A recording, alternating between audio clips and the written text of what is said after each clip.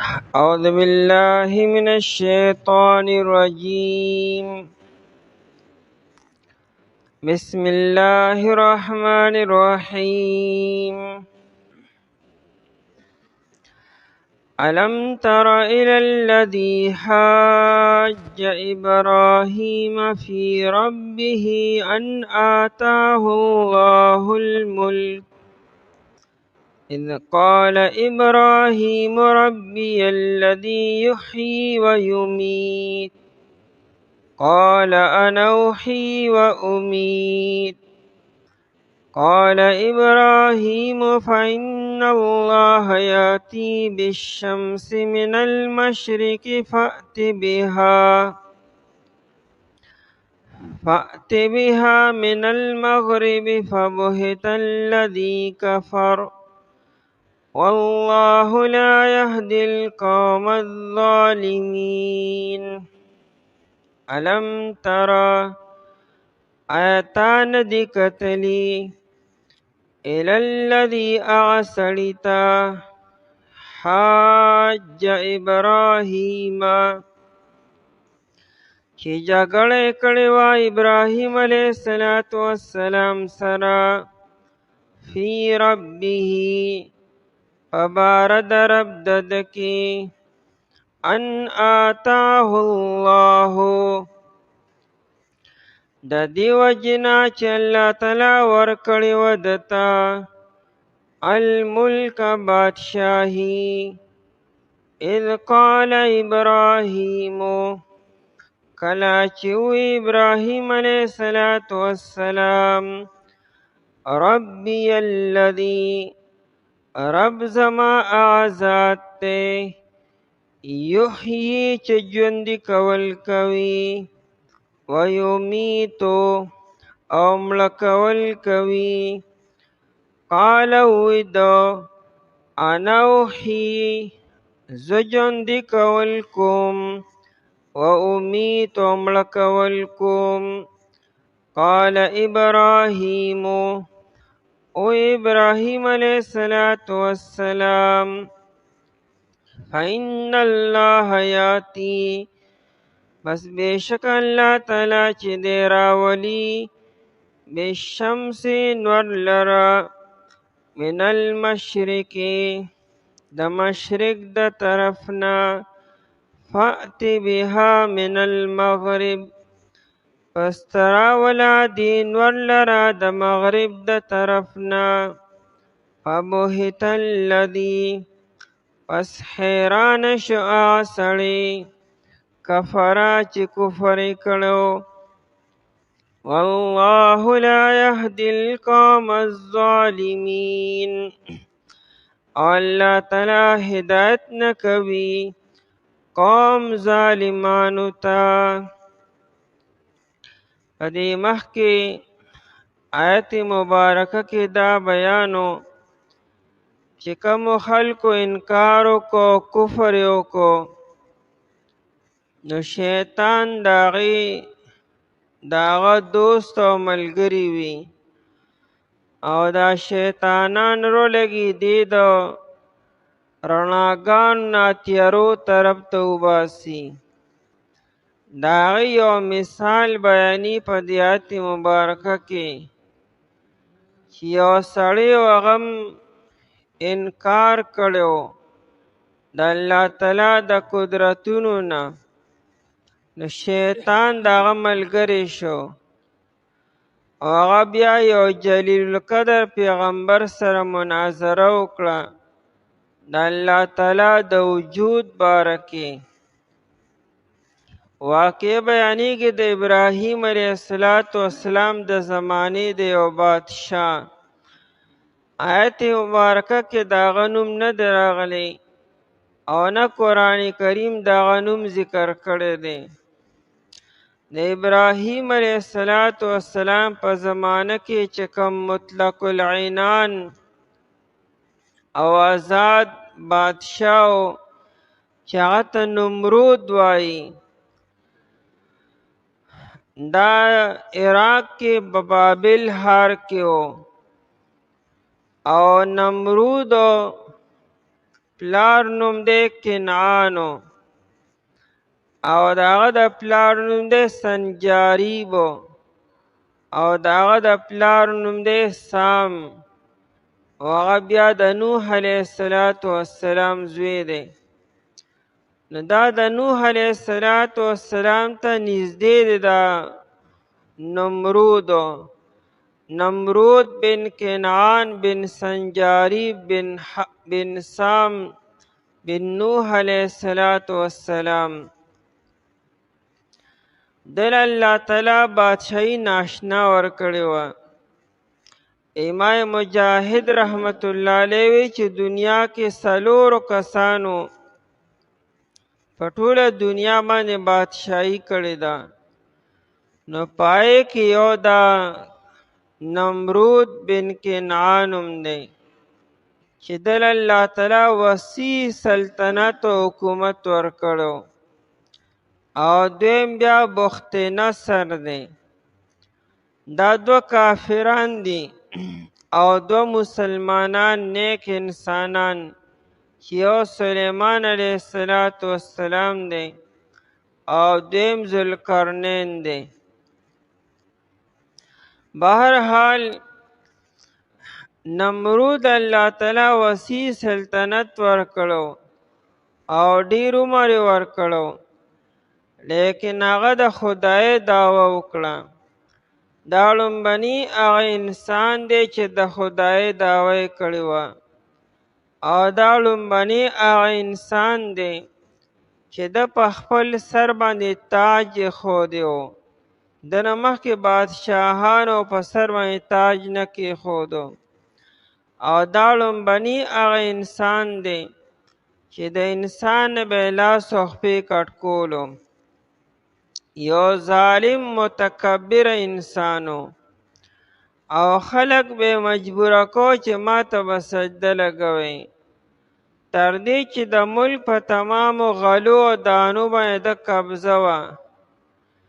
چې کم انسان به غلې له او دانې له به راغی، لومبې به ته سجده وکړه او بیا به ورله د غله او دانې ورکړې. او که چېرې چا به سجده نه کول، نو هغه ته به راشن او رزق به نه ورکو. الله تعالی ورته ابراهیم علیه السلام را پیدا کو. ابراهیم علیه السلام چې کوم واقعه 19 سپاره کې ده چې ردی بلا شي بوتانو او د دې د اختر او یادګار ورځ وه، دې هلته لاړلو.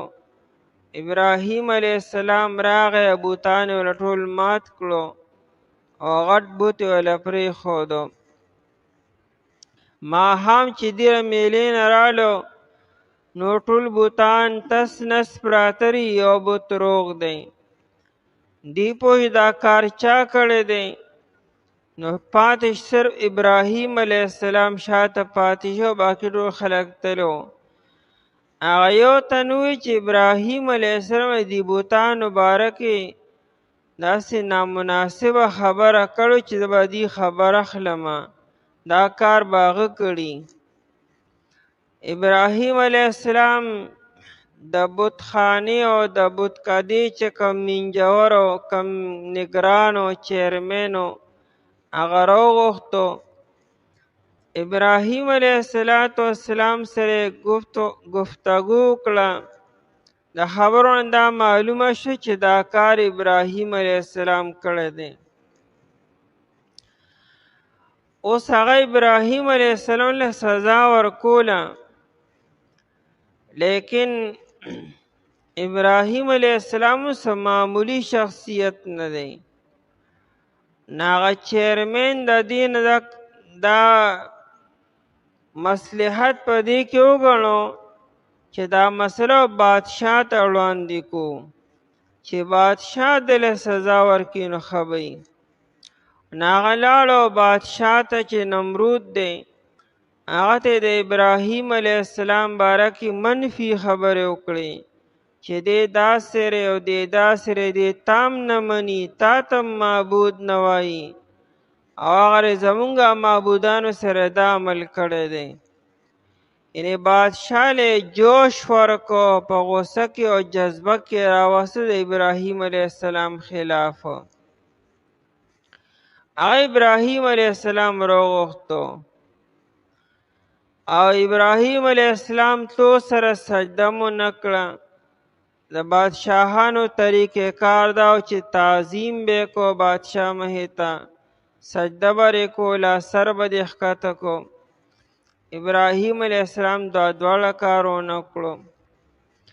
بادشاہ پوه شي واقع دا خو داسې دی. نو نمرود د ده نه تپوس وکړه د ابراهیم علیه السلام نه چې ته چا بندګي کې، چا ته معبود وایې؟ ابراهیم علیه السلام دا ووی چې زه بندګي کوم د هغه ذاتو چې هغه انسان له ژوند ورکي او مرګ ورکي، څوک مړه کی او څوک ژوندي کی. او دربار ډک دی، وزیران او سرداران ناست دي، خاص او عام راغلي دي. لکه داسې اتفاقي خبره خو ونه، د مخکې نه یو بیکګراونډ ورته واقع، نو خلک خو نندارې له او تماشې له راجمع شوی دی. نو ابراهیم علیه السلام دا دعوه وکړه چې رب زما هغه ذات دی چې هغه انسان له ژوند ورکي او مرګ ورکي. دی ونه چې زما رب الله تعالی دی، هغې الله تعالی لا څه پېژندو، نو د هغه د صفاتو نه د الله تعالی تعارف وکړو. رب هغه ذات دی چې دا کار کی. او مطلب دا و چې دا دې واقع څومره خلک تا ته ښکاري دا هغه پیدا کړي دي، او دا څومره خلک چې مخکې مړه شوي دي د هغې قبرونه او قبرستانونه ډک دي، دا هم الله تعالی دا کار کړی. نمرود چې دی هغه خلک بیوقوفه کړو، یعنې خلکو ته چې دا کار خو زه هم کولی شمه، ځکه د ابراهیم علیه السلام دلیل داسې و چې هغه واضحه و او ممکن و چې ټول دربار او ټول خلک د ابراهیم علیه السلام معتقد شي.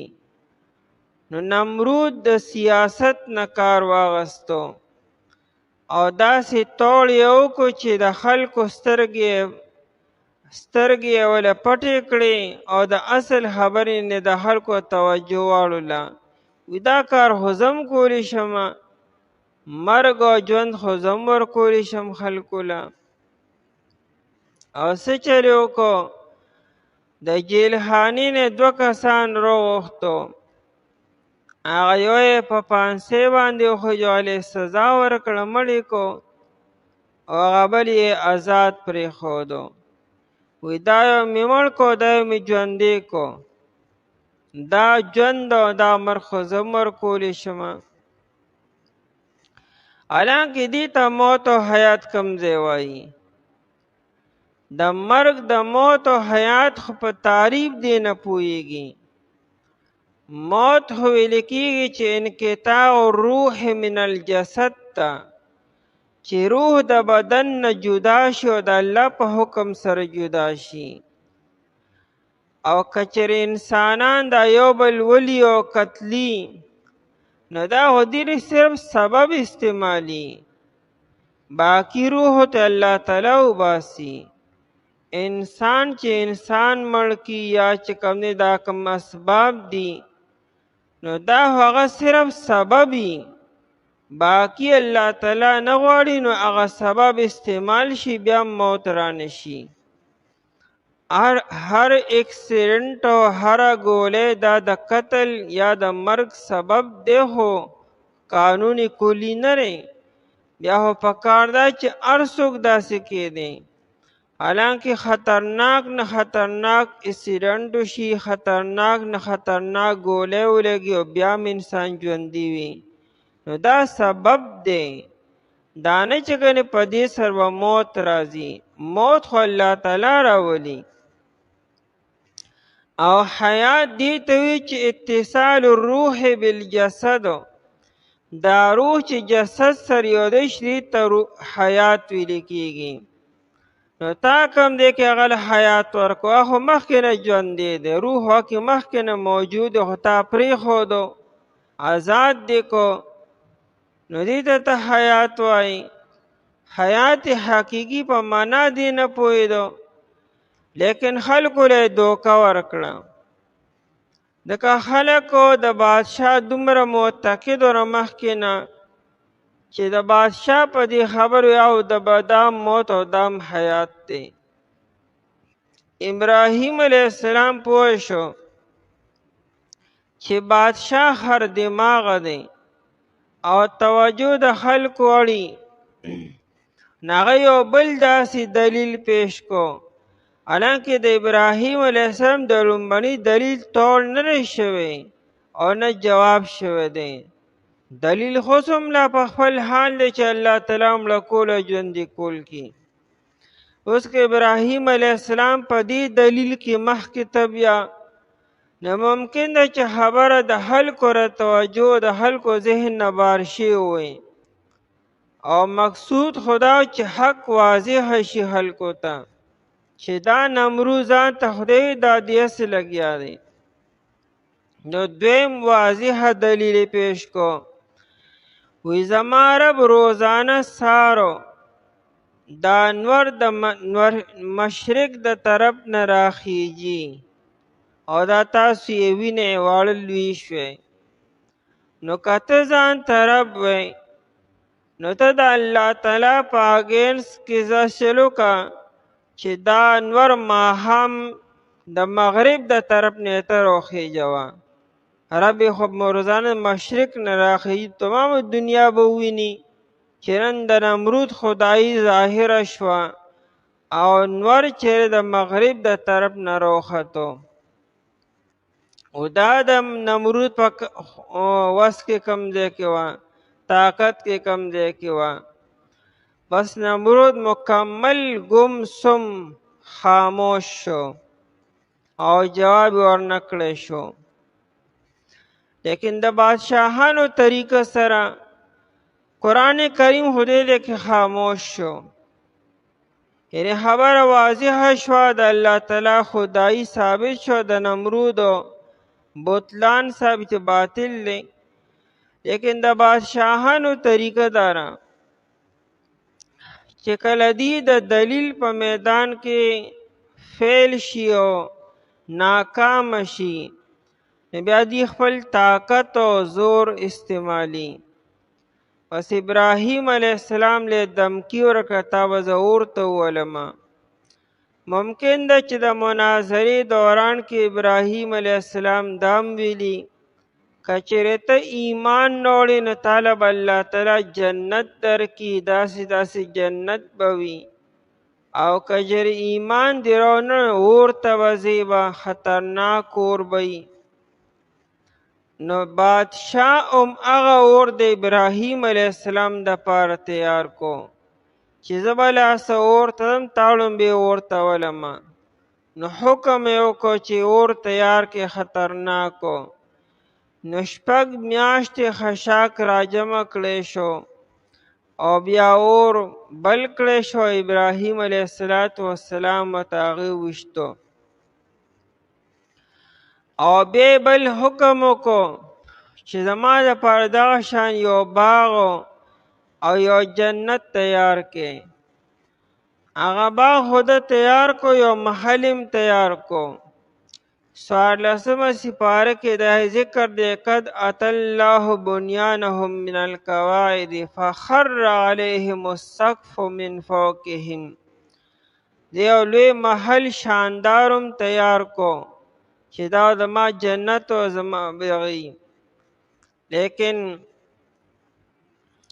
الله تعالی د ماشو او فوج په ده باندې راولېږو.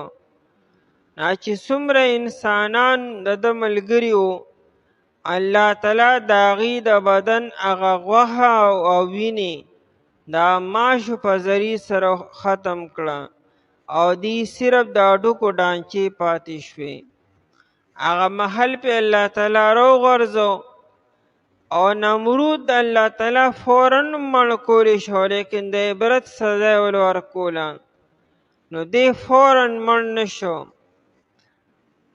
تفسیر قرطبي چې دی 40 ورځې ژوندی و، او روح البیان وی چې 400 سال ژوندی و په دې حال کې چې یو ماشره ده په دې منخر کې په دې پوزه کې ننوتو، هغه بیا یې دماغو ته لړو او دماغ یې کنستل شروع کړو. تفسیر قرطبي وی نمرود تما د ټولو نه عزیز انسان هغه څوک چې هغه دله سر له سم ګزار روبغي، چې مضبوط ګزار به یې دله سر له ورکو چې هغه ماشي به خاموش شو، نو دا به د ډېر خوښې وي. دا ډېر ښه انسان دی چې زه ښه برابر توله کړمه چې چا به له سم ګزار ورکوم. الله تعالی په دې څپېړو باندې یا 40 ورځې او یا 400 سالو الله تعالی عذاب هم څه ناشنا عذاب وي. دا حجاج ابن یوسف چې دی نو دو 1,20,000 کسان خپل مخې ته قتل کړي دي د جنګونو نه بغیرو، چې هلته به د څونه قتل عام کړي. الله تعالی ډیلی انسان ته آخر عمر کې بیمار شو، چې بیمار شو ډاکټرانو او اطبا دغه په علاج نه پوهېدلو چې څه ورسره وکړو، او دله به چې آرام راته نو اور به یې بل کو، غیر چاپیر به اور بل شو، دیو پکې منځ کې ناستو په دایره کې به اورو، هغه اور به دومره خطرناک شو چې خوا کې به څوک نشو تېرېدی او دیو پکې منځ کې ناستو، نو دله به دغه ټایم کې خوب ورغی. خلک ډاکټران حیران چې دا کومه بیماری ده چې دومره خطرناک اور کې په منځ کې بیا دی نه دله خوب ورځي. یو د بار علاقې نه یو حکیم راغی، هغه دې علاج کومه، هغه د غوښې یو ټوکړه راواغسته، هغې ته تار واچو او ده ته یې وویل چې دا ټوکړه به خوري به نه، خوله پرې نه وهي، دا دغه شان ژوندی تېره که. او ټوکړه یې ښکته معدې ته بوتله، تار ورته نښتې و، او 10 منټه بعد یا نیمه ګنټه بعد هغه تار یې بره راکاږو، نو هغه غوښې پورې چینجي نښتي وو، نو ده ټوله خېټه د چینجیو نه ډکه شوې وه. نه حکیم دا خبره وکړه چې دا دله چې آرام ورشي نو دا وجه څه وي، هغه چینجي دې دننه خوري، نو دې چغې وهي، نو دا اور دومره خطرناک او دومره ګرم وري چې دننه چینجي ګرم شي نو بیا دله آرام ورشي، چې د بدن به څونه ګرم شوی و. دې په دې مرض کې الله تعالی د سرطان وي، دې ته د کولمو کینسر وي، سرطان، دا سرطان بیماری ده ته لګېدلې وه. حسن بصري رحمت الله علیه والا عیادت له راغی، وی دعا راته وکړه، وی اولې ما ته نصیحت وکړه، وی د نصیحت ټیم خو ستا نه تللی دی، چې کله ما تا ته نصیحت کو هغه ټیم تا کله اورېدو، هغه ټیم خو ته په یو شان کې وې، اوس د نصیحت ټیم کم دی پاتې، وی دعا راته وکړه حسن بصري خدای د ځمکه تې صفا کړي. او چې لړو نو 3 ورځې بعد بیا دی مړ شو. حسن بصري رحمت الله علیه ته چې چا ووایي چې حجاج ابن یوسف مړ شو، حسن بصري په سجده باندې پرېوته، د الله تعالی شکر یې ادا کو چې دومره غټه فتنه الله تعالی لرې کړه. نو دا انسان له چې الله تعالی اختیار ورکي، طاقت ورکي، عہده وله ورکي، دا خو د دې لپاره چې انسان د ملک او د قوم خدمت وکړي او د الله تعالی احکامات په ملک کې نافذ کی جاری کی. نو څنګه چې هغه ظالمو حجاج د نمرودو الله ولا بادشاہي وکړه هغه دا کار شو کې د خدای ما نو الله تعالی سره بیا هغه عمل وکړو چې پوره دنیا وکتلو تر اوسه پورې خلک ماشي او ګډ ماشو. دا خبرې ساوایي نه دي باقرم دا تفاسیر دا لیکلي دي. نو حجاج ابن یوسف سره الله تعالی عمل وکړو. ولې الله تعالی له گورنري ورکړې وه صرف د عبدالملک ابن مروان د خوشحالۍ دپاره. دا چې سې کول د دې لپاره چې عبدالملک ابن مروان خوشحاله شي او ماله د بلې صوبې گورنر راکړي. د یو صوبې گورنر د مخکې نو چې بل راته میلو شي د دې لپاره د هر څه کولو. عمر بن عبدالعزیز رحمت الله علیه وی ما حجاج ابن یوسف په خوب کې ولیدو او دی اور دی وای کې دنه دی ولاړ دی او دا کلمې ته بار تراوتېري او دی ته نه غیر چاپیر تاویږي. نو دا فرمای چې علم تر الی الذی آیا تا نه دی کتلی هغه سړي ته مراد نه رؤیت قلبی دی یعنی آیا تا ته علم نه دی راغلی لیکن په دې علم تر کې د تعجب معنام ده یعنی یو عجیبه خبره یو عجیبه واقعه تا نه ده لیدلی او تا نه ده اورېدلی. الی الذی هغه سړي ته حاج ابراهیم حاج بیجا بحث مباحثې ته وي بے مقصد او بے مطلب بحث کولو ته حاج وي. یعنی نمرود چې ابراهیم علیه السلام سره بحث کو نو دا بے جای کو یعنی خپویدو چې ضرب نیما او رب الله تعالی دی لیکن بیام ابراهیم علیه السلام سره په دې مسله باندې بحث کو. حاج ابراهیم چې جګړه وکړې وه ابراهیم علیه السلام سره مناظره کړې وه ابراهیم علیه السلام سره فی ربه په باره د رب د کې د رب باره کې مناظره کوله. لکه تا ته څه حق حاصل دی چې د الله تعالی باره کې ته بحث وکړې. ان آتاه الله ان مخکې لام مقدر دی لئن آتاه الله وی دا دو مناظره ولی کوله آیا دته ابهام آیا دته څه اشتباه وه څه اعتراض و اشکال ورته پیدا شو وی نه اعتراض و نه ابهام و نه اشکال و الله وله بادشاهي ورکړه نو پکار خو دی چې د الله تعالی نظام په ځمکه قایم کړی وي د ابراهیم علیه السلام مدد یې کړی وي چې ابراهیم علیه السلام ته ویلو چې ستا نظام به زه به نافظوم ستا احکامات به ته بیانې زه به نافظوم په ملک کې چې دا د الله تعالی دا ځمکه د انصاف او د عدل نه ډکه شي. همدغه ابراهیم علیه السلام دی الله تعالی بیا ذوالقرنین ورکو. دا سکندر ذوالقرنین چې دا ذکر په سوره کهف کې دی دم د ابراهیم علیه السلام په زمانه کې دی او دی راغی ابراهیم علیه السلام سره یو ځای طواف کړو د خانه کعبې او ابراهیم علیه السلام په لاس بیعت هم کړی پیغمبر نه دی. د ابراهیم علیه السلام تعلیمات واغستلو هغه مشرق او مغرب او شمال کې خواره کړو. قرآن کریم دا ذکر کی چې هغه مشرق پورې مغرب پورې او تر شمال پورې د الله تعالی نظام قائم کړی دی.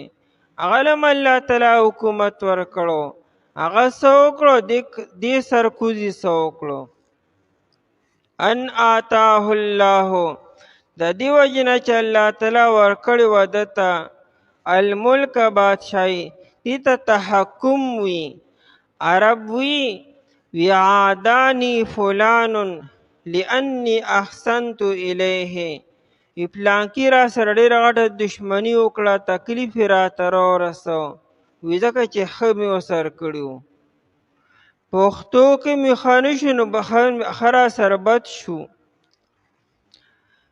الله تعالی وله بادشاهي ورکړه نو پکار دی چې شکر یې ادا کړی وی نو ده الټا د الله تعالی مقابله کې زه خدای یم د الله تعالی مقابله کې ودرېدو نو دله خدا نو په کار کم از کم دا تعلیم دی مونږ تاسو ته هر انسان له الله تعالی په موقع ورکي اختیار وله ورکي دا اختیار غلط نه دی استعمالول پکارو وروسته خو بیا هر انسان توبه تایب شي او تسبیح لاسو کې راوالي هر انسان بیا نیک شي چې څه ټایم تا سره عهدی او تا سره اختیار وي دکه ټایم کې د اختیار سي استعمالول پکار دي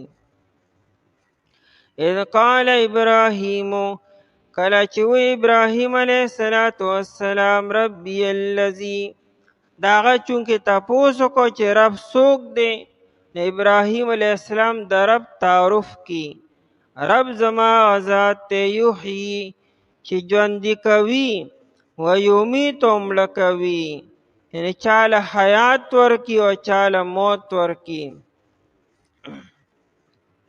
قال وی دو انا حیی قال انا احیی ابراهیم علیه السلام چې څنګه خبره وکړه د فورا وی دا کار خو زم کوم زه ژوندي کوم او زه مړه کوم دا کار زم کوم نو په دې سره د قوم بیوقوف کو د فرعون باره کې راځي فاستخف قومه فاطاعوه فرعون هم چې موسی علیه السلام سره مناظره کوله د موسی علیه السلام د دلایلو جوابات خو هغه سر نه نو قوم یې بیوقوفه کو فرعونو نو قوم ورپسې روان شو دا د تمامي دنیا دا طریقه را بادشاہ قوم بیوقوفه کی غلط خبرو طرف ته واړي او قوم بس بادشاہ پسې رواني قال ابراهیم او ابراهیم علیه السلام فإن الله پس بیشک الله تعالی چې دی یاتی بالشمس راولی نور لرا من المشرق د مشرق د طرفنا روزانه الله تعالی د مشرق د طرف نور راخیږي چرتم ناغه نه راشوي چوټي پکې نه راشوي نفعت بها من المغرب پس تراول دی لره د مغرب د طرفنا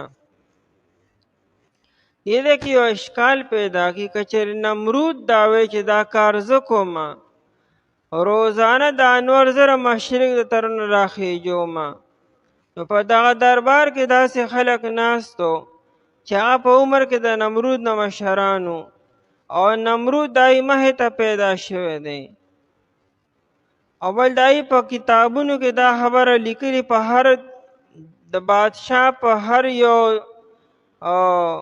وزارت کې په صدارت کې دیوان موجودی ریکارډ موجودی دا انور خو د کله نه راخیږي دا خو د کمو زمانو روزانه ته کم دی کوي تو خو لا دنیا کې ویم نه چې انور راخدو او ټیم هم تا راخیږي اوسو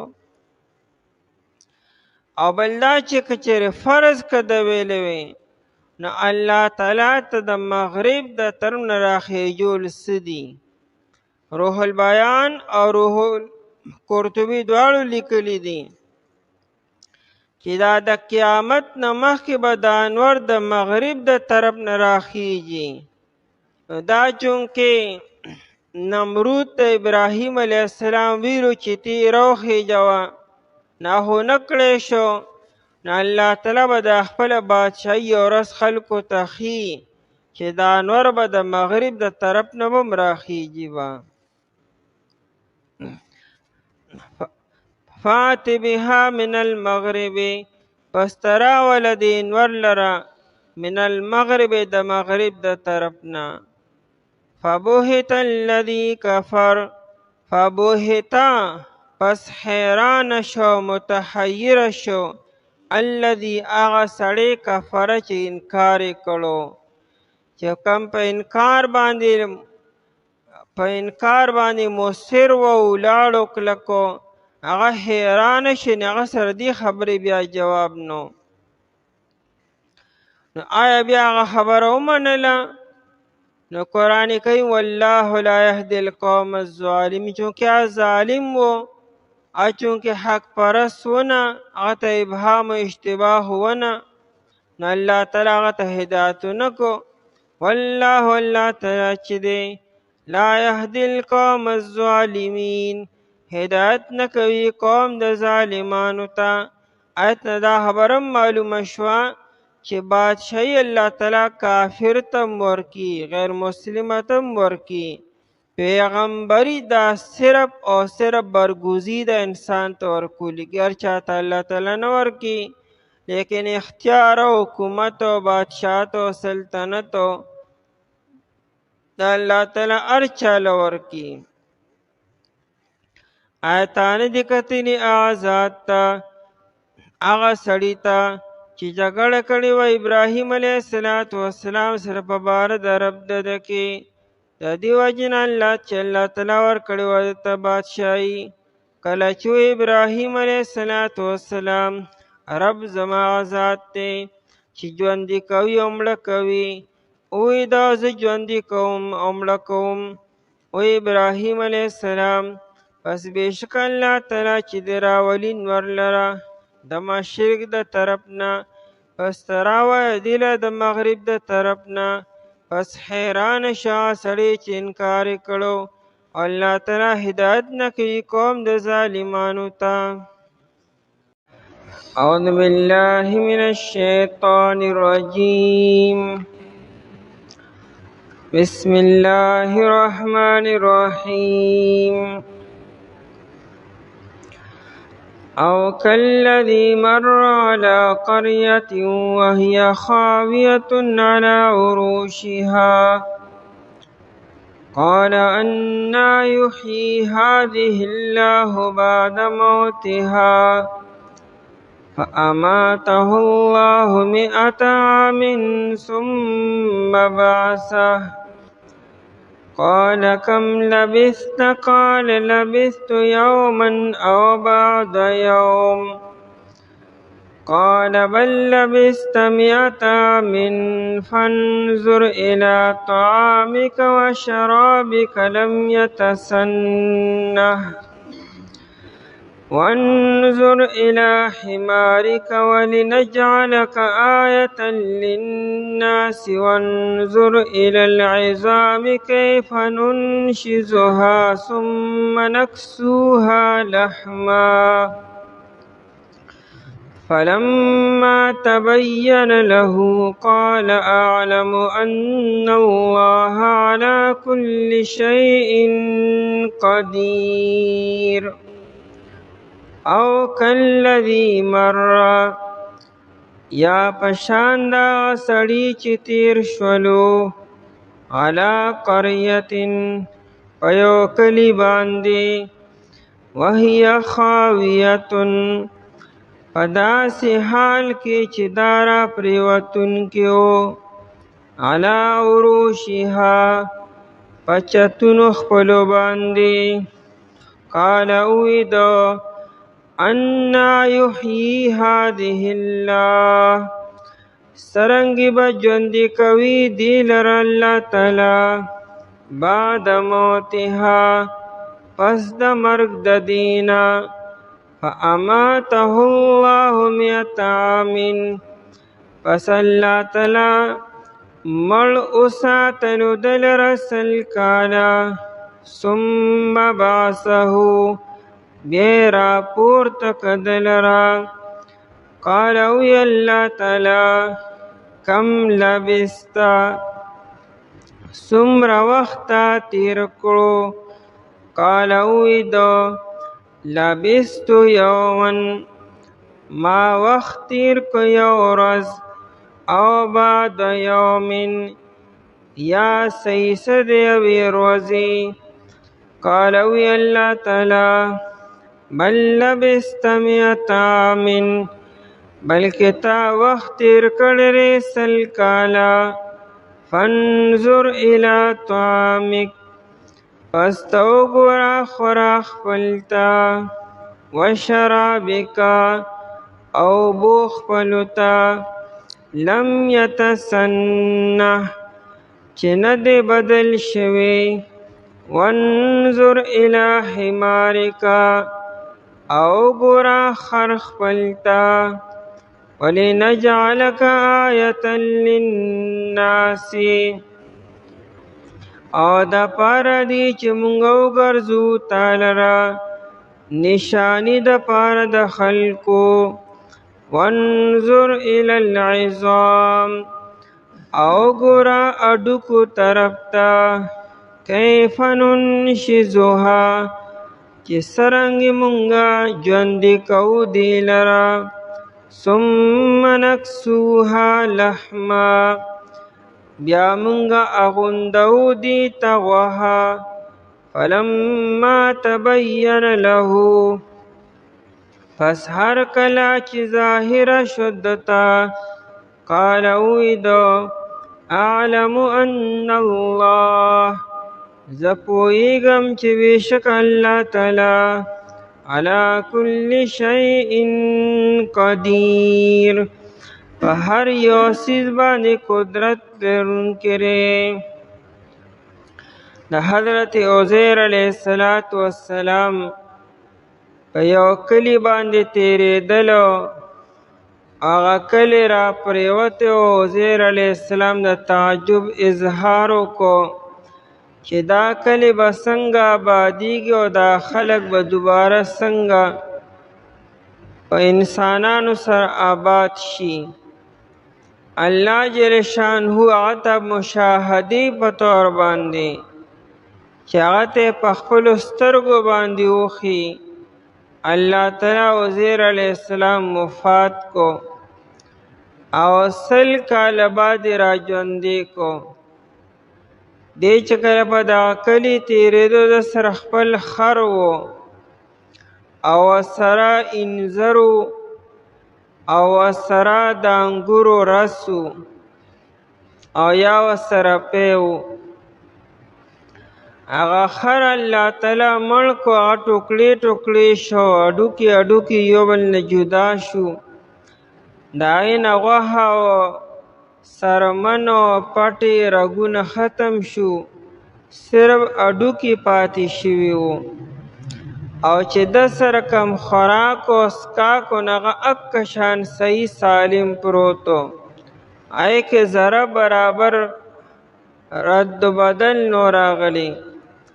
100 کاله بعد عزیر علیه السلام الله تعالی را ژوندی کو او ولې ته تپوس وکړو چې تا څونه وخت تېر کړی، څونه وخت وده وی.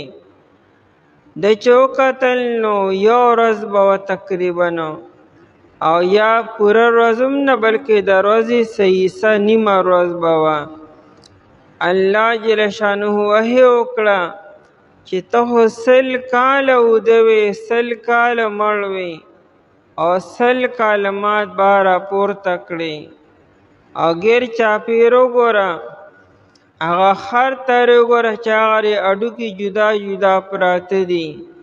ستا مخې ته مونږ اوس دا خر را ژوندي کو او الله تعالی هغه اډوکې یو بل سره یو ځای کړو په خپل حکم سره، او هغې باندې غوښه وختله، هغې کې دننه رګونه او پټې، او بیا به الله تعالی سرمن وخېجول او بیا ویښته راووتلو، او بیا به که الله تعالی روح واچو خر پاڅېد او اواز یې وکړو. هغه خوراک او څښاک ته وګوره، هغه هم اکه شان تېرې څنګه چې تا سره لاس وکړې کې رد و بدل نه دی راغلی. الله جل شانه عزیر علیه السلام ته د مشاهدې په طور باندې مښودله، یو په سترګو باندې لیدل دي او یو علم دی. علم خو د الحمد د هر چا دی، د هر چا دا ایمان دی چې داسې به کیږي، خو چې انسان یې په خپلو سترګو باندې ویني نورم یقین مضبوط شي.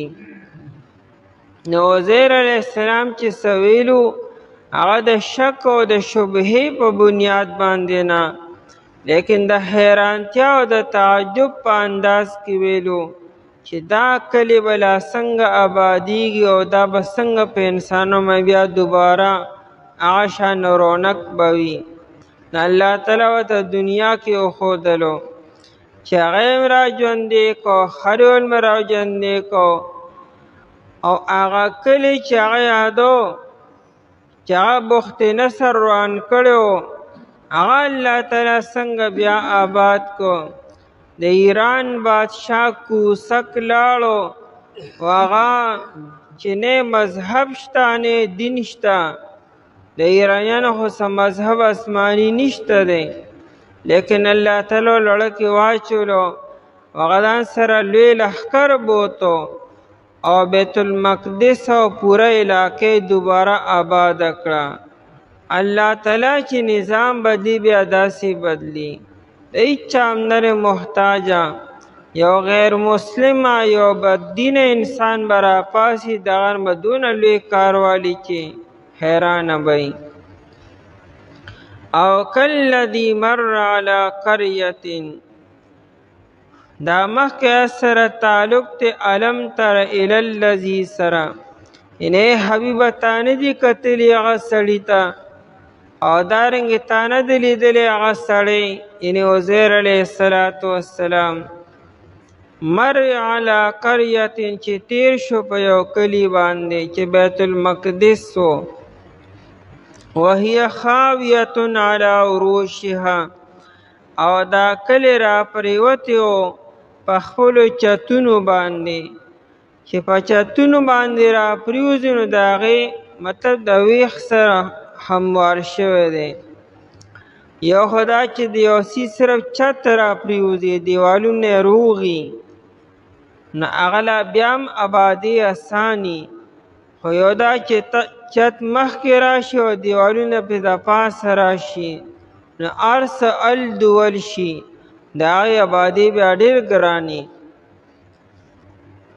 قال اوید انا یحیی هذه الله، څرنګې به ژوندي کوي دې لره الله تعالی بعد موتها، پس د مرګ د دې نه.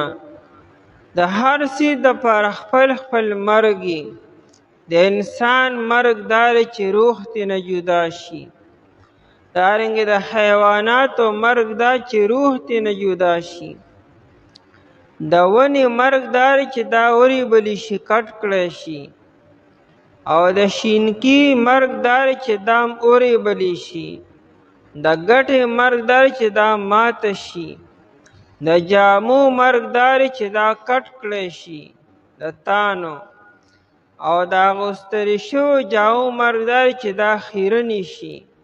د هر څیز خپل مرګ دی، چې کم څیز د کم فایدې دپاره او د کم منافعو دپاره پیدا شوی دی هغه ختم شو به دا مړ شو. که هغه یو پیالې ده چې ماته شو دا دې مرګ دی، سالن خراب شو دا ردې مرګ دی. نو د هر څیز خپل خپل مرګ دی.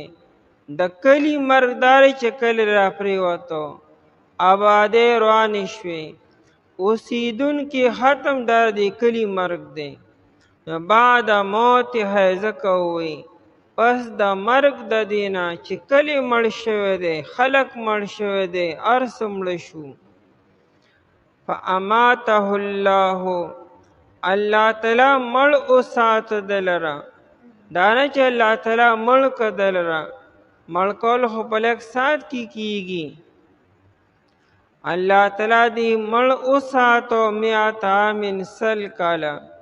فاماته الله، دې ودنو لکه د اصحاب کهف په شانتي ودنو بلکې باقاعده مړ و او الله تعالی بیا ژوندی کو ثم بعثه بیا الله تعالی را پورته کړ د لره د ماښام نه مخکې دی را ژوندی شو او دې سحر د چاش په ټیم کې په دا کلي تېرېدو د دوحا د چاش په ټیم کې 9 بجو ټیم کې او الله تعالی را پاسو د نور د پریوتو نه مخکې نه اول ته الله جل تپوسو کو قال کم لبستا قال اوی الله تعالی او یادا چې فرشتي ورته وی د الله تعالی را طرف نه خو قال الله تعالی وی کم لبستا یعنی کم یوما لبستا یا کم وقتا لبستا څومره وخت تیر کړو دې ځای کې اته چې سار تېرېدی او بیا سملاستې څه درته یاد دي چې څونه خوب دې وکړو څونه وخت ویده وې او څونه وخت دې ځای کې پاتې شوې کم لبستا څومره وخت تیر کو الله جل شانو فورن دته ونه وی چې څنګه را پاسو چې ورته ته وګورې 100 کاله مړ یا بیا را ژوندی کړې اول د دنې تپوسونه وکړو چې وروستو کومه خبره درته ښکاره شي چې د هغې عظمت ورته نور هم واضحه شي که چېرې فورن ویلې نو ناشنا خبره به وه نو د هغه د خولې نه یې وویل چې ته څونه پاتې شي څه اندازه راته شته دی قال لبستو اوی د زه پاتې شوی ما یومن یو ورځ د چې وکتل نو ماښام ته هغه ټیم نږدې و بس یو ورځ به وي بیا رایاد شو چې نه زه خو رشا سحر چاش ټیم کې ملاستومه دلته چاش ټیم کې تېرېدم او دا خو لا انور نه دی پرېوتی نو پوره ورځ نه نیمه ورځ ده نو بیا وی او بعد یومن یا سیسه د یوې ورځې آیا دا په ظاهره کې دروغ نه دي چې د 100 کاله دې ځای کې تیر کړي او دی ما یو ورځ او یا د یوې ورځې سیسه نیمه ورځ ما تېره کړې ده او نبی خو دروغ نه وي دا خو نبی دی د نبی د خولې نه خو دروغ خبره نه وځي نو د عزیر علیه السلام د خولې نه آیا دروغ خبرو نه ورته ولیسو نو نه دا دروغ نه دي دروغ دی ته وي چې انسان اراده وکړي د غلط بیانې د خلاف واقعه خبرې اراده وکړي خو ته پته را چې خبره داسې را دی بل شانتي پیش کړي دې ته کذب ویل کېږي کذب ویل کېږي یو خبر چې د واقعې نه خلاف وي خبره یو واقع یو شانتی شروع ته خبر بل شانتی پیش کړي او تا اراده د غلط بیانې کړي ته کذب وایي او که انسان د خپل علم او د خپل سمج مطابق خبره وکړي اگر چې خبر واقع سره مطابق نرن دا کذب نه دی عزیر علیه السلام د خپل علم مطابق خبره کړې ده چې زه خو ګنې سار ملاستم او دا اوس راپاڅېدم نو د خبره خو دغه په خپل علم مطابق صحیح ده نو دا کذب نه شو نبی علیه السلام یو پیره د ماسپښین یا د مازدیګر لمونځ وکړو نو په 2 رکعاتو باندې سلام واړو او په نبی علیه السلام د غم آثارو یو روایت کی چې نبی علیه السلام کور ته لاړو بل روایت کی چې نبی علیه السلام ډډه وواله هغه د کجوري هغه تنې ته او دا لاس په دې سر باندې خود او ډډه والی و. شیخین حضراتم همت نکړی شو چې د نبی علیه الصلاة والسلام نه تپوس وکړي، یعنې ابوبکر او عمر رضی الله عنه.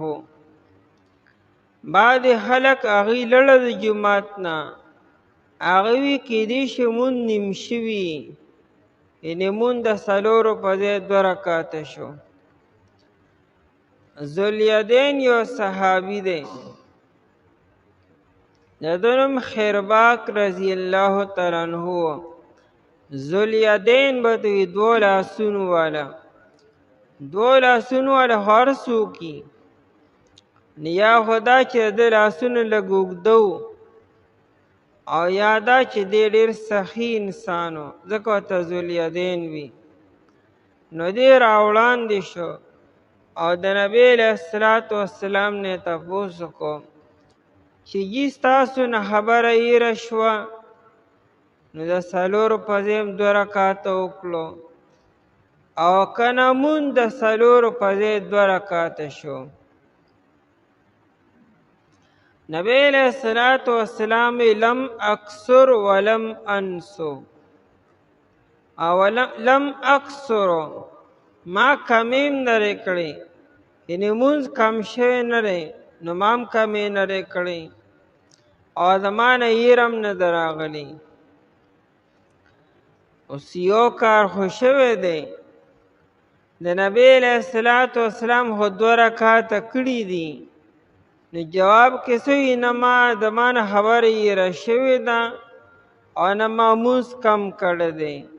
نو دا په ظاهره کې کذب نشو سو چې کار یې کړی دی، 2 رکعته یې کړي دي او نبی علیه السلام چې ما 2 رکعته نه دي کړي، یعنې ما کسر هم نه دی کړی او د ما نه هېر هم نه ده راغلی. نو دا هم په ظاهره کې کذب دی، خو نه کذب نه دی. نبی علیہ الصلاة والسلام اراده را کذب نه را کړی، او د خپل علم او د خپل سمج مطابق یې ووایي چې نه دا هسې شوي نه دي.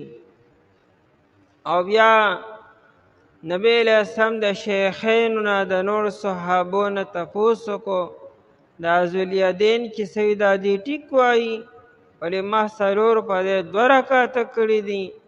هغه وي او جي. نبی علیہ السلام پاسېدو او پسې 2 رکعته نور وکړو، اخرې کې سجده سهو یې وکړه. او دې کې دا خبرې اترې دا معاف دي، ځکه د دې حکم لا حرام شوی نه وي خبرې په مانځه کې. هغه د نبی علیہ الصلاة والسلام هم د خپل سمج مطابق خبره کړې ده. دغه شان خبره اصحاب کهف هم کړې وه. هغوی هم چې را پاڅېدو، یو بل نه یې تپوس وکړو کم لبستم، څومره پاتې شوي یې، څه پته پوهېږئ څومره ټایم موده وی؟ هغوی ویل لبسنا یوما او بعد یوم، 1 ورځ یا څه حصه د ورځې وه. او چې انسان کله د قیامت په ورځ باندې پاسي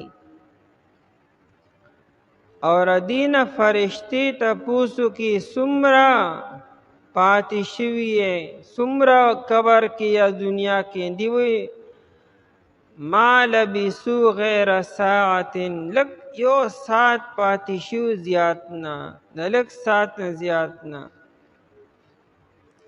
نو دا دومره ډیره موده انسان ته به 1 ساعت ښکاري.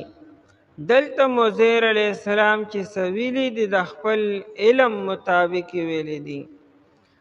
قال الله تعالی بل لبست، بلکې ته پاتې شوي 100 عام، 100 کاله، 100 کاله ته اوده وې.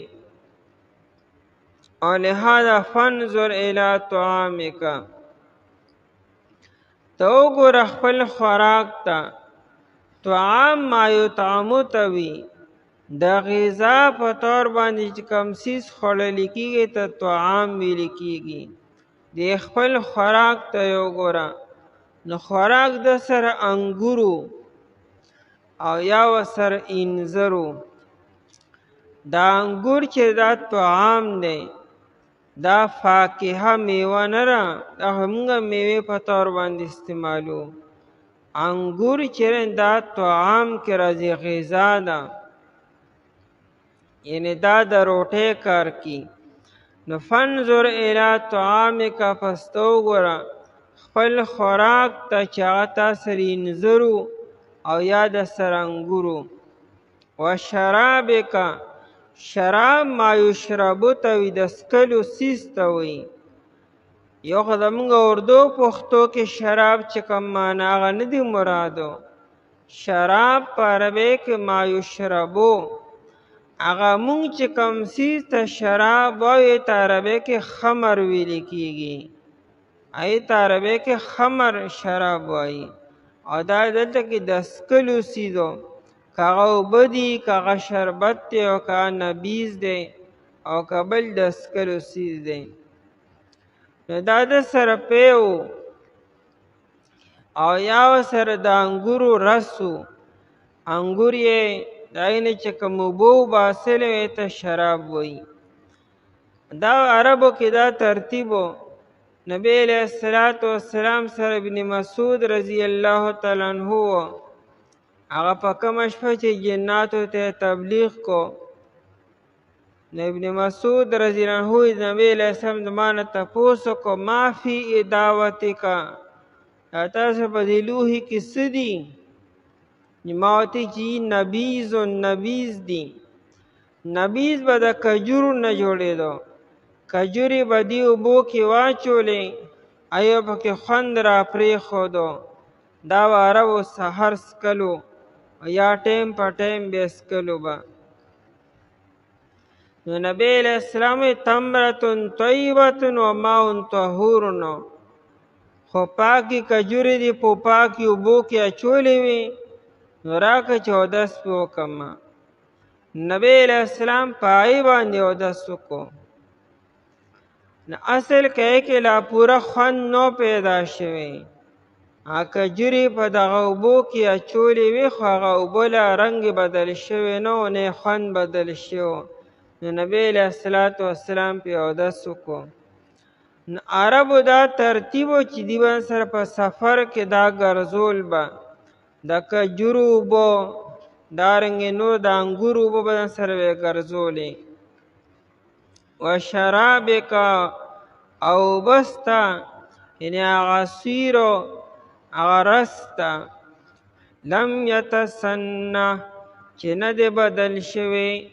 لم یتسنه دو معنی راځي، یو منه بدلیدلو او دوی منه خرابیدلو، بدبودار کېدلو. لم یتسنه ای لم یتغیر، چې نه دی بدل شوی. د خرابېدو دا معنی هم صحیح ده، خو زیاته غوره خبره د بدلیدو دا ده. مطلب دا خرابېدل خو ډېره لویه خبره ده، لذت هم نرې بدل شوی، خوند هم نرې بدل شوی، خراب شوی خو لا ډېر لویه خبره ده. لم یتغیر، نه دی بدل شوی، خوند مو ذایقه هم نره بدل شوی. حالانکه سالن چې دی که شربت دی او که سرکه ده او که دارنګې خوراک دی، هغه خو ډېر زر خرابېږي، او 100 کاله کې هغه نه دی بدل شوی، نه خراب شوی دی. نو اصل کې الله تعالی هوا ودرولې وه. دا کوم ځای کې چې سالن پروت و، په هغه ځای باندې الله تعالی هوا ودروله. کله هوا چې ودرېږي ناڅي بیا نه خرابېږي. نو هغه ځای کې الله تعالی بندوبست داسې وکړو چې هغه ځای نه خرابېدو. وانظر الی حمارک، او وګوره تو خر خپل ته. چې کوم خر دی هغه ته وګوره، نو خر کم دی او هډوکي پراته وو، خو چونکې و خو خر که نه هډوکي وو، نو خر ته وګوره. عزیر علیہ السلام سره خر او سورلي پیکول، حالانکې پیغمبر دی، نو په خر باندې سورلي کول دا د شان نه خلاف نه دی. انبیاء کرام علیهم السلام په دې باندې سورلي کړې ده. د نبی علیه الصلاۃ والسلام هم هغه خره او پای به نبی علیه السلام سورلي کوله. مسلم شریف کې روایت دی نبی علیه الصلاۃ والسلام دا معاذ رضی الله عنه فرمایي چې كنت ردف النبي صلی الله علیه وسلم علی حمارنا، زه نبی علیه الصلاۃ والسلام سره وم او په خر باندې ورسره شاته ناست وم. او دا واقعه ابوذر غفاري رضی الله عنه سره هم شوې ده چې د نبی علیه الصلاۃ والسلام یو خر و د هغه نوم غفیر و، او ابوذر غفاري رضی الله عنه چې زه ورسره شاته ناست وم او زما نه یې تپوس وکړو چې موږ په خر باندې دواړه ناست وو، انور پرېوتو. زما نه یې تپوس وکړو ابوذره څه په پته پوهېږې دا نور کم خوځي؟ مې جي الله او د الله رسول ښه پوهېږي. نبی علیه الصلاۃ والسلام دا دې په ګرمه چینه کې ډوب شي. مطلب دا چې همدې کې دې ډوبېږي هغې کې ګرمې اوبه دي. صحابه کرام رضی الله تعالی عنهم په خرو باندې سورلي کړې ده. ابن عباس رضی الله عنه بخاري کې روایت دی چې د حجة الوداع په موقع باندې وی زه په یو خره باندې ناست وم رالمه علی حمار اتان، خرې ته حمار اتان وی. نبی علیہ الصلوۃ والسلام په مینا کې مونځ کولو، په مانځه باندې ولاړو. زه رالم هغه خره مې کولو پرېښود او زر په صف کې شامل شوم. هغه خره زموږ مخې ته تېرېده را تېرېده. نبی علیہ الصلوۃ والسلام نه ماته څه و چې لکه دا خره وې تړلې وه که نه، هېڅ پروا هم نه وه. صحابه کرام رضی الله عنهم په خرو باندې سورلي کړې ده. دا څه غیر شرعي عمل نه دی. الی حمارک خر خپل ته ولنجعلک آیة للناس، دا مونږ چې هر څه کو دا توم چې را ژوندې کړې، دا خر دله را ژوندې کو، دا خوراک او څښاک هم چې نه خراب کړی، دا ولې مونږ خلکو ته یو نشاني ښیو. ولنجعلک، او د پاره دی چې مونږ وګرځو تا لره، یعنې ستا دا واقعه آیة للناس، نشانی د پاره د خلکو، د موجوده خلکو د پاره مو د آینده خلکو د پاره مو.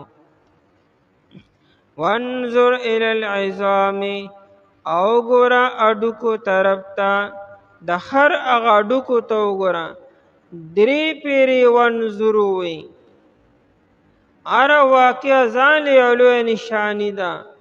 د عزیر علیه السلام ژوندې کېدلو، دارنګې د خر را ژوندې کېدلو، د خوراک او څښاک نه خرابېدل، هر یو ځان له یو لویه نشاني ده. ځکه بار دې ته وګوره، وي دې ته وګوره، دغې ته وګوره. کیف ننشزها، چې څرنګې مونږ راپورته کو دې لره. انشد ینشد معنه پورته کولو. عرب وی امراتن نشوزن، کمه ښځه چې ډېره راپورته شي د خاوند خبره نه مني، نافرمانی شروع ته نشوز وایي. نشوزن او اصلاحا قرآن وی.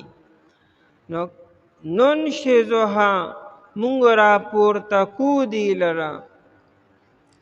اخو اډوکې پراته دي، نو راپورته کو به څنګه چې ژوندي کو، اډوکې به د یو بل د پاسه شي او پوره ډانچه به ترېنه جوړه شي.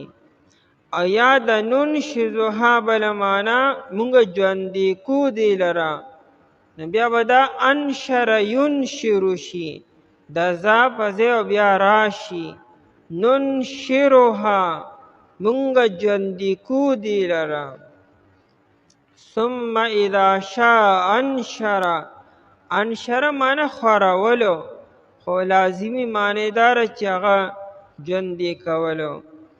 ثم نکسوها بیا مونږه غوندو دې ته لحمن غوښه، لکه څنګه چې جامې انسان ته اغوندل کېږي دارنګې مونږه دې هډوکو ته بیا غوښه اغوندو.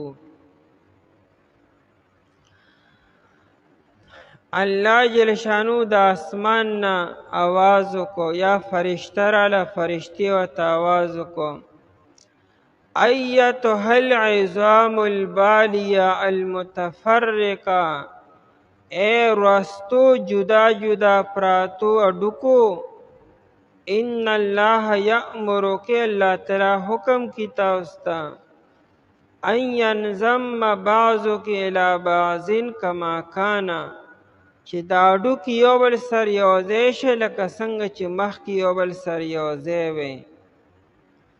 او بیا ثم تکتسی لحما و جلدا، او چې اډوکي یوځای شي نو بیا سرمن او غوښه واچوئ. الله جل شانو اول هغه اډوکي یو بل سر یوځای کړو، بند شو، او بیا د هغې نه پس پای باندې غوښه وخته، او پای کې دننه رګونه او پټې، او دریم نمبر پې بیا سرمنې وخیجوله، او د سرمنې نه فوراً ویښته راووتلو، او بیا پکې الله تعالی روح واچو، او هغه یو آواز وکړو. قال وزر فلما تبین له، پس هر کله چې ظاهره شو دته، ظاهره خو د مخکې نه هم خو په خپلو سترګو باندې ولیدو. فارسي بانان وي عیاره چی بیا، چې په سترګو باندې وویني که نه، هغه او بیان کوونکي دواړه کم دی برابر دي. یو انسان د بل واقعه را نقل کی، او یو انسان په خپلو سترګو باندې وویني، د دواړو خبره کې ډېر غټ فرق وي. فلما تبین له، پس هر کله چې ظاهره شو دته، یعنې په سترګو یې مولیده مخامخو، قال وویدو اعلمو زه پوهېږم، یا دا اعلمو په معنا د قد علمتو سره ما ته مخکې نه پته وه، او یا اعلمو زه پوه شم په علم مشاهدې سره چې په خپلو سترګو مې اوس ولیدل، ان الله چې بېشک الله تعالی چې دی علی کل شیء قدیر، په هر یو څیز باندې قدرت لرونکی دی. یا په شان د سړي چې تیر شو په یو کلي باندې، په داسې حال کې چې راپرېوتونکي او په چتونو خپلو باندې ووایي د څرنګې به ژوندي کېدی لره الله تعالی پس د مرګ د دې نه، پس الله تعالی مړ وساتلو د لره 100 کاله، بیا یې راپورته کړه د لره. وی الله تعالی څومره وخت تیر کو تا، وی د ما وخت تیر کو یو ورځ یا سیسې د یوې ورځې، وی الله تعالی بلکې تا وخت تیر کړی 100 کاله. پس ته وګوره خورا خپل توبو خپلو ته چې نه دی بدل شوي، او وګوره خر خپل ته، او د پاره دی چې مونږ وګرځو تاله یو نشاني د پاره د خلکو، او وګوره اډوکو ته څرنګې مونږه راپورته کو دی لره، بیا مونږه اغوندو دی ته غوښه. پس هر کله چې ظاهره شو دته، وویده زه پوهېږم چې بېشکه الله تعالی چې دی په هر یو څیز باندې قدرت لرونکی دی. اعوذ بالله من الشیطان الرجیم، بسم الله الرحمن الرحیم. او كالذي مر على قرية وهي خاوية على عروشها قال أنى يحيي هذه الله بعد موتها فأماته الله 100 عام ثم بعثه قال كم لبثت؟ قال لبثت يوما أو بعض يوم قال بل لبثت 100 عام فانظر إلى طعامك وشرابك لم يتسنه وانظر إلى حمارك ولنجعلك آية للناس وانظر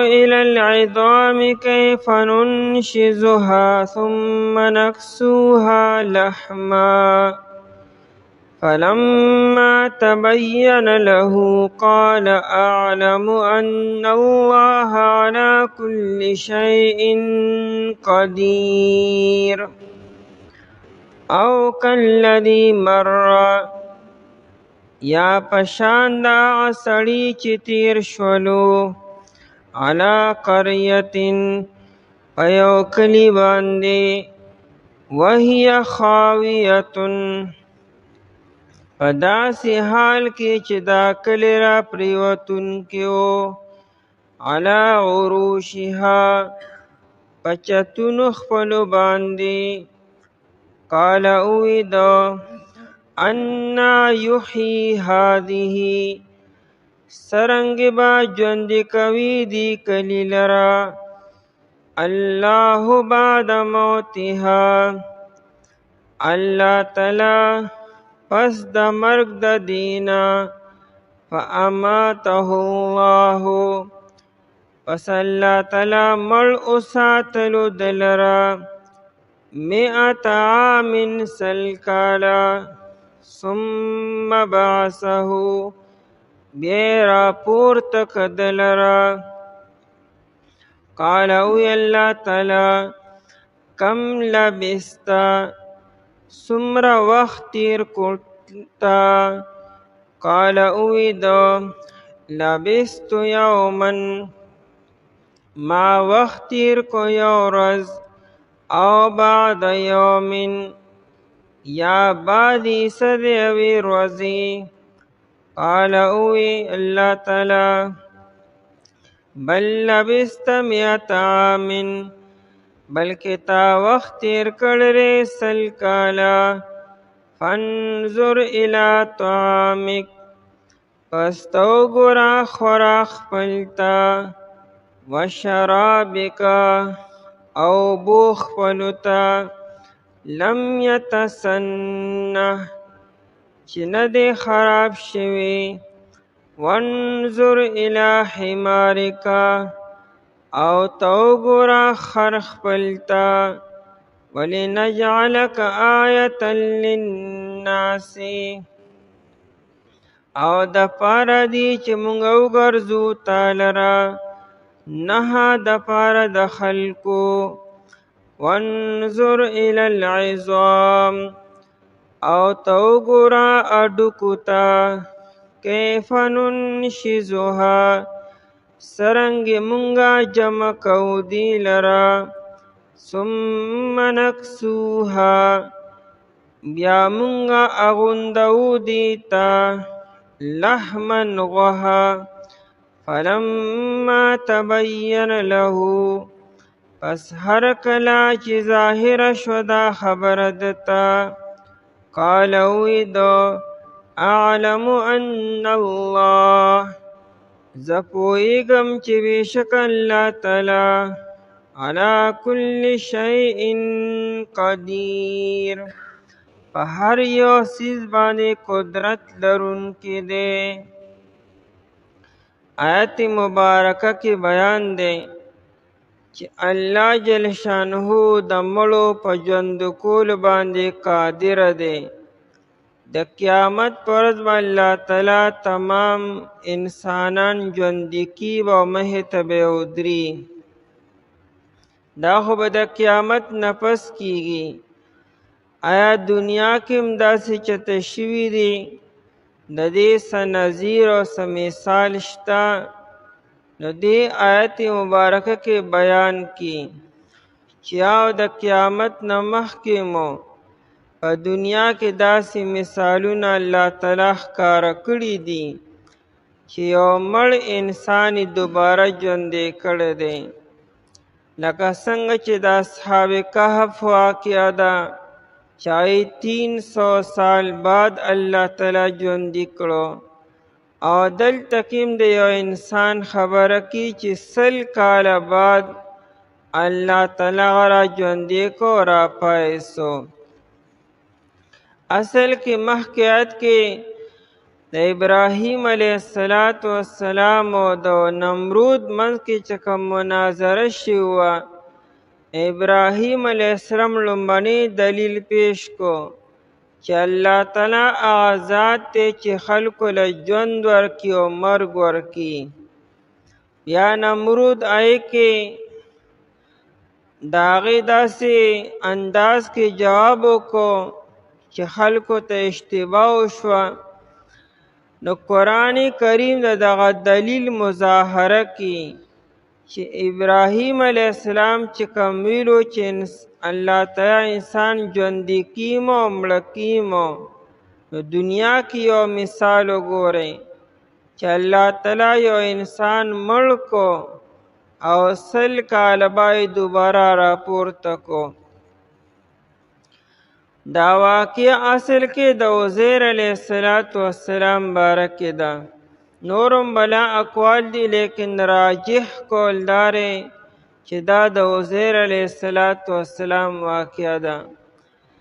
اصل کې د عراق بادشاہ بخت نصر نو دو په بیت المقدس باندې حمله وکړه، ملک شام باندې. دا ډېر طاقتور بادشاہ او جبابره نو او د قوم عمالقه نو، لکه څنګه مخکې چې جالوت ذکر وشو چې یو جالوت متکبره بادشاہ او دارنګې دا بخت نصر مو. د یو لوی لښکر تیار کو، په ملک شام باندې حمله وکړه او د ملک شام اوسیدونکي 3 حصې کړو. یو حصه مکمل قتل کړه او یو حصه گرفتار کړه، ځان سره عراق ته راوستلو، او یو حصه چې کم کمزوري و کم معذوره و هغې یې په غزې کې پرېښودو. دویم کار یې دا وکړو چې د بیت المقدس تمامه آبادي یې روانه کړه. لوی لښکر ورسره ټوله آبادي وله د ویښه سره هموار کړه ځمکې سره، او بیت المقدس هم هموار کو. او دریم کار یې دا وکړو چې د تورات څومره نسخې وې هغه یې راجمع کړې، هغه یې بیت المقدس کې وسوځولې، او چې کومې پاتې وې نو هغه یې ځان سره راوړې. دا عزیر علیه السلام هم په گرفتار شوي خلکو کې و چې د کوم کسان گرفتار کړي وو. د الله جل شانه شانو چې عزیر علیه السلام چې کله د گرفتارو د 50 سالو دل الله تعالی ازادي ورکړه، نو دی چې واپس تو د سره خر و او دی په دغه علاقه باندې تېرېدو چې کومه علاقه کې د روانې کړو بخت نصرو چې ملک شام دی. نغه ټوله علاقه مکمل همواره وه، یو کور پکې آباد نو نه پکې انسانان آباد وو. نو ده په دغه علاقه باندې د حیرانتیا په نظر باندې وکتلو او ځان سره چې دا خلک بلا څنګه ژوندي کیږي او دا کلی بلا څنګه آبادیږي. دا بالکل دا سره لکه انسان روان کور ته وګوري چې دا بلا څنګه جوړو او دا بلا څنګه آبادو، نو دا نه چې ګنې هغې نشي جوړولی، خو هسې د حیرانتیا او تعجب په نظر وي چې یاره دا بلا څنګه کیږي له. دا نه چې ګنې د عزیر علیه السلام د الله تعالی په وعدو باندې ګنې یقین نو او نبی دی، نو دا نه عقیده یې وه چې الله تعالی ژوندي کولو باندې قادره دی.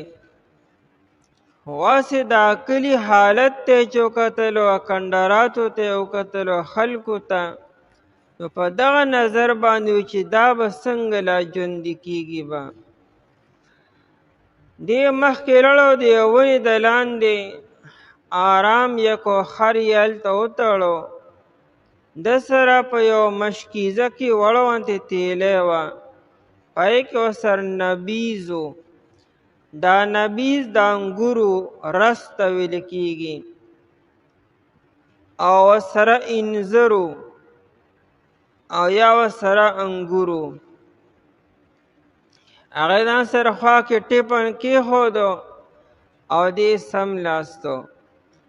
چې سملاستو نو الله تعالی دنه روح قبض کړو.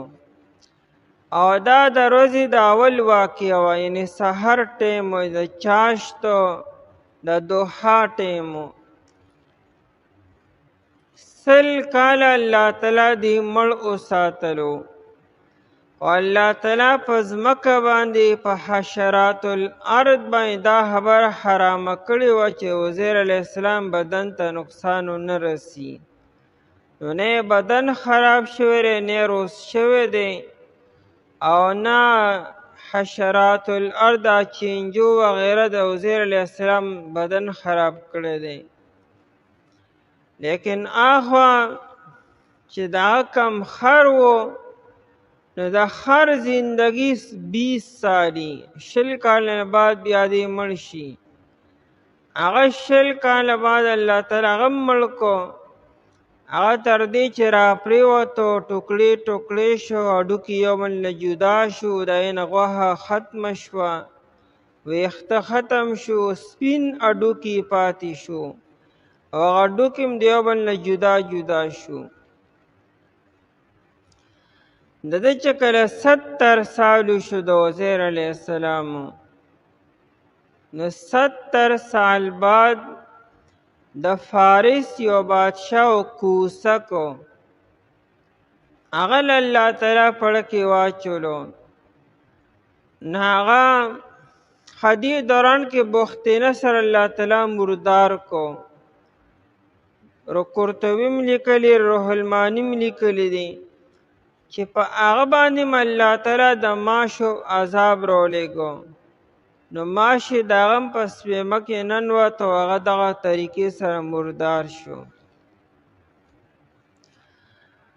نو 70 سال بعد د ایران هغه بادشاه راولګېدو. هغه له الله تعالی پړه کې واچول، هغه یو لوی لښکر تیار کو. نو 3000 قهرمان سردار ته وایي. 3000 سرداران او هر یو سردار سره 1000 ورکرانو، نوکرانو، عاملانو ورسره. هغه الله تعالی ولېږو او ملک شام یې دوباره په 30 سال کې آباد کو. چې کوم آبادیګر چاپېر تس نس شوي وه، هغوی واپس ملک شام ته رالو، او چې کوم قیدیانو هغه هم الله تعالی را خلاص کړو.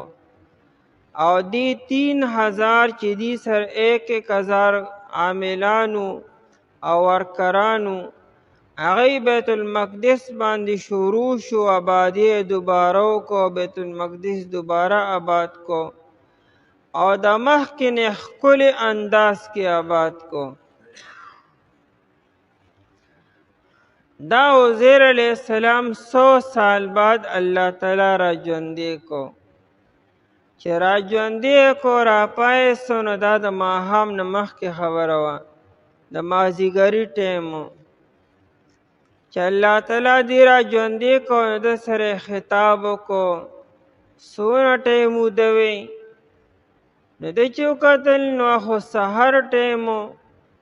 نو دی بس یو ورځ به پوره وده شوې ما. بیا وی چې نه، یو ورځ خو نه، اخو سحر د چاش ټیم و، دا خو د مازدیګر ټیم دی، بس لږ ساعت، نیمه ورځ به تقریبا وده ومه. الله جل شانو فرمایي چې نه، نیمه ورځ او یو ورځ نه، تا خو پوره 100 کاله تیر کړو، او 100 کاله دقه شانتې وي. ته خیر دوی ګیر چاپېر وګوره که نه. هغه خر مخامخ تشه ډوکي پراته وو. وی دا د هغه خر دی تک سپین شوی دی. هغه الله تعالی دوباره ژوندی کړ د مخې ته په خپلو سترګو باندې ولیدو چې ذکر په آیت کې را روان دی. او ورته وی چې تا سره کم نبیزو کم تا سره رسو او تا سره چې کم انځر وګوره هغه کشانتې روغ دي، روان شوي او خراب شوي نه دي. حالانکه سالن ډېر زر خرابېږي، ورځ پس او 2 ورځې پس سالن خراب شي، بیا نبیز هم زر خرابېږي. هغه اگر بالکل تازه دم او صحیح دي. خیر الله تعالی ته مشاهدې په طور باندې هر څه وښودل چې ژوندي کول داسې کوم زه. ډېر هلته نه روان شو او دې وخت کې خو ډېره 50 سال دی. دا نه چې ګڼې دی د 150 سال دی، اکه د 50 سال دی. ویښتو قد و قامت هم اکه شانتې چې څنګه د 50 سال عمر کې رده کم شکل و شباهت و قد و قامت هم اکه شان اوس هم و. چې کله دې روان شو نو آبادي خو نوې نوې و، علاقه بدله شوې وه، خلک هم ټول بدل و، څومره خلک وفات شوي و.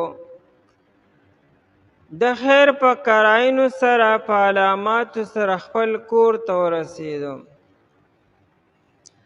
دی چې کله د کور راتو نه د یو وینځه وه، هغه ټایم کې هغه د 20 کالو وه. هغه دې وخت کې په سترګو باندې معذوره شوې وه او په پښو باندې شله شوې وه. دی راغی په قراینو سره خپل کور چې معلوم کو علاماتو سره. دروازې وټکوله، یو بوډۍ وه په پښو باندې معذوره شله او په سترګو باندې معذوره وه. دا ورته ابی عزیر علیه السلام وی دا د عزیر علیه السلام کور دی. نو هغې وی او د هغه کور دی، خو د عزیر علیه السلام نوم پکې لا کوم ځای نه راغی او خو خلکو ير کړی دی، دا خو 100 کاله وشو. هغه بیا په ژړا شوه. ده ورته زه عزیر علیه السلام یم. هغې وی د عزیر علیه السلام څنګه یې تو؟ هغه 100 کاله وشو چې غایب شوی دی او پته هم نه لګي. نو ورته خپله واقع بیان کړه، دغه شان الله تعالی 100 کاله مړ کړم او بیا را ژوندی کړم. ابی خو په سترګو معذوره وه. ابی ورته وی چې د عزیر علیه السلام مستجاب الدعوات و، د هغه په دعا به الله تعالی مریضانو ته بیمارانو ته شفا ورکوله. نو که چېرې ته واقعي عزیر علیه السلام نو ما له سترګو دا نظر واپس که، ستا په دعا چې ما ته نظر میلو چې به وینم تا به وپېژنم چې ته عزیر علیه السلام یې او که نه، ځکه زه د هغه وینځه ومه. او دویم دا چې زما خپې معذوره دي. خیر عزیر علیه السلام د هغې په مخ باندې لاس راکاږو، ابی له الله تعالی نظر بیا ورکو. هغې چې وکتل واقعي ته خو عزیر علیه السلام اشهد انک عزیر. بیا ورته دا دویم کار مو وکړه چې ما له الله تعالی د خپې روغې کړي. عزیر علیه السلام دعا وکړه، بیا نیغه ودرېده. هغې ورته راځه د بني اسرائیلو یو مجلس ته یې بوتله. هلته کې د عزیر علیه السلام زوی و د 118 سالو. دی په خپله د 50 سال دی او زوی د 118 سال دی. د ګیرې نه برید لی شو او هلته کې نوسي موجود و. ابی ورته وی دا عزیر علیه السلام دی. هغې ورته ابی ته پکې لاس وکړې، ځکه خو په خپو باندې شله وه مخکې نه او په سترګو باندې معذوره. یو ړومبی تا موږ نه پېژنو. نو هغې ورته زه هغه پلانکې یم. او د ما د سترګو دا نظر او د ما د خپو دا صحت د ده په دعا سرو شو. او دا عزیر علیه السلام دی. هغه زوی راپاڅېد او زوی دا ووی چې زما د والد صاحب په دې املا باندې د دواړو ولو په منځ کې د هلال نشانو، هلال د سپوږمۍ ته وي د لومړنۍ 2-3 شپو د چاند هغه د هلال نشانو هغه شته او که نه، چې ویې کته د عزیر علیه السلام په ملا دغه نشانو، د هغې هم یقین وشو چې دا عزیر علیه السلام دی. بیا خلکو بني اسرائیلو چې په بني اسرائیلو کې تورات شریف صرف او صرف عزیر علیه السلام ته یادو زبانی، بل چاته نو یادو. او مونږ سره دې وخت کې تورات نسخې نشته، هغه بخت نصر سوځولي دي. نو که ته واقعي عزیر علیه السلام مونږ ته تورات شریف ووایه، نو ده ورته په یادو باندې وي. خلکو ته سی یاد وي لیکن مکمل چاته نو یادو. بیا پکې یو تن وي چې زما والد صاحب چې کله بخت نصر راتون هغه د تورات یو نسخه د انګورو په یو باغ کې د انګورو په ویښ کې خښه کړې وه. نو که ته واقعي عزیر علیه السلام هغه نسخه مونږ ته را پیدا که. عزیر علیه السلام لاړو، هغه نسخې د هکه ځای نه له روباسله. او بیا خلکو نسخې ته کتل د تورات او عزیر علیه السلام ته غوږ کېښودو او عزیر علیه السلام ورته په یادو باندې هغه تورات ووایي. 19-20 فرق پکې رانغی. نو پکار خو دی چې خلکو په عزیر علیه السلام باندې ایمان نه وړی، اتباع یې کړی وي، هغه وي دا د الله تعالی زوی دی. ځکه چې 100 کاله به څوک ژوندي کېږي او دا دومره خبرې کوم ځای کېږي د چا په لاس باندې خلکو ته سترګو نظر میلاوېدلو او یو معذوره 20 انسان دوباره دا د الله تعالی زوی دی. نو دغه خلکو بیا شروع کړه وقالت الیهود عزیر ابن الله، عزیر علیه السلام وي د الله تعالی زوی دی. دغه نظریه شروع شوه. آیت مبارکه کې دا واقع بیانی.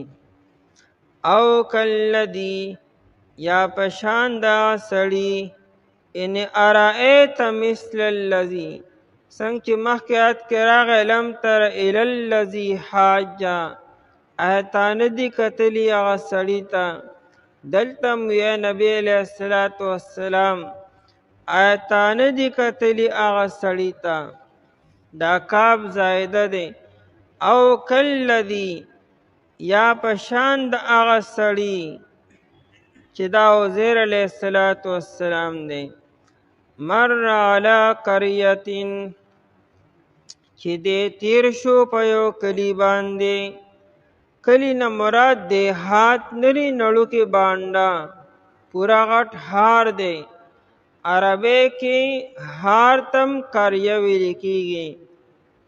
سټي ټاون دواړو ته قریه ویل کېږي. نو قریه دا نه چې مرعو کې کلی دی، دا بیت المقدس معمولی کلی نو. قرآن کریم مکی مکرمې تم قریه ویلې دی، انا کې مکه مکرمه پورا هار و. قریتن په یو کلی باندې. په قریه کې د جمع کولو معنا ده. عربي قریت الماء اذا جمعته، کله چې اوبه ته راجمع کې په یو لوښي کې، په تالاب کې، په حوض کې، دا ټیمي قریت الماء. دی کلی ته ولې قریتون وي؟ دی کې خلک راجمع شوي. عربی کې میلمستیا ته قرا وي. قرا میلمستیا ته ولې قرا وي؟ هغې کې خلک انوایټ کی راغونډ کی مدعو کی ویر دعوت تے نو چی دا خلق را جمع کئی تک کراویلی کیگی وہی خاویتن پداسی حال کے چرا پریوتن کیو خاویتن بمانے ساکتتن دا کلی را پریوتیو علا عروشها پچتنو خپلو باندی اکلی پچتنو سنگ را پریوتو